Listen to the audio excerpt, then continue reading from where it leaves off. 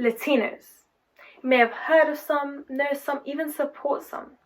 Diego Maradona, Pele, Shakira, even Dora the Explorer. If after all that you think you still haven't met a Latin American, my name is Laura, it's a pleasure to be here, and now you have. To answer a couple of questions. No, I'm not Hispanic, I'm Latin American, and yes, there is a difference. And yes, many of us have incredibly long names. In fact, me myself, I've been blessed with 5 surnames. But perhaps the biggest misconception that I face on a day-to-day basis is that people think my name is Laura, when it's really Laura. Imagine you're an individual living in the 21st century, one of the world's most diverse cities, yet you don't feel culturally represented. Well, I live in London, a place with 32 boroughs, and now of the 32 London boroughs there are, only 3 boroughs have a Latin American option in their ethnicity consensus, despite Latinos currently being the fastest growing group of non-EU immigrants in the whole of the UK, and having a massive global influence worldwide. Speaking of global influence, I hope we've all been keeping very safe during this pandemic, and I'm sure you'll all join me in thanking Latina nurse Lupe Hernandez for inventing hand sanitizer, as it's been a key weapon in our war against the coronavirus. Speaking of amazing Latin American women, Sor Juana Inés de la Cruz was one of many. She was a Mexican nun who is considered the first feminist of the Americas. So to those that argue that Mexican Americans are drug dealers, criminals, or rapists, the first feminist of the Americas, and I beg to differ.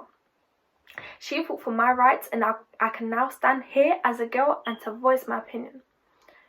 But just how lucky am I to be able to stand?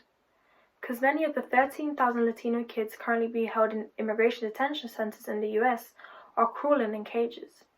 I thought we deemed that it was inhumane to keep dogs in cages. So when did it become okay to keep someone's child in a cage? And for what? To protect a border?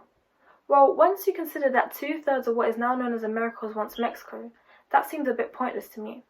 So how about we start protecting people and not borders? But let's talk about protection closer to home. The National Minimum Wage Act of 1998. It states that employers must pay their employees the national minimum wage, which currently stands at £8.21. If that's so, why are Latinos 10 times more likely to be paid under the minimum wage for the work that they do, according to a recent study? I would use official statistics, but we're not represented in those. But just because we're not represented, does that mean that our names do not matter? That our yells are unheard? And that our pain is unfelt?